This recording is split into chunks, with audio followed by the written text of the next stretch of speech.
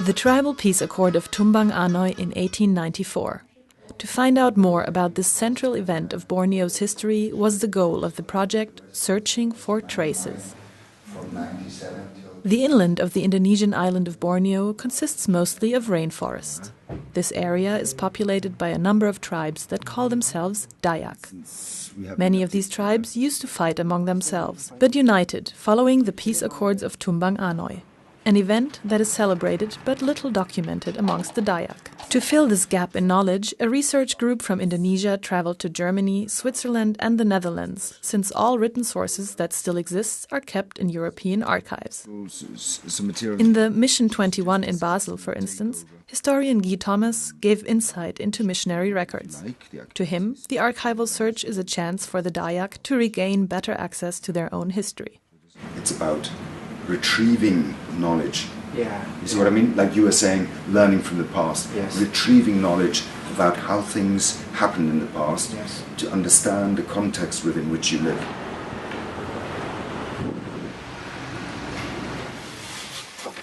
Tracing this chapter of Indonesian history meant a veritable odyssey through missionary and colonial archives. At the archive of the United Evangelical Mission, the group found a number of historical pictures taken in Tumbang Miri. This village is close to the site where the tribal agreement was struck. Moreover, missionary journal entries showed that Dutch observers were present at the tribal meeting. So the journey continued to Dutch archives. At the Institute of Southeast Asian and Caribbean Studies, the group worked through older research on the topic.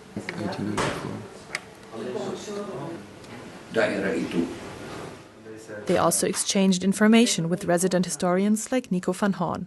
Thus, the group found its way to Den Haag. In the National Archives, the researchers studied microfilms of colonial chronicles documenting what happened in the Dutch East Indies, the area that is known today as Indonesia. These were the richest sources of knowledge about the agreement of Tumbang Anoy.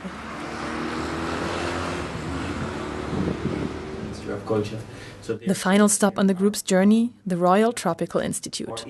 Researchers there provided further cultural artifacts. We have about 62,000 objects from Indonesia, and a major part is also from Kalimantan. The collection has more than 200,000 historical pictures from Indonesia. This is where the team found a few photos of the Tumbang Anoy meeting itself, and thus a worthy conclusion to their trip. The project was successful. Not only did the group find out more about Borneo's history, but it brought back to Indonesia many photos and historical documents, testimony to the history of the land. In July 2013, the project presented its results in local exhibitions in Indonesia. Here people could regain and interact with their own cultural history.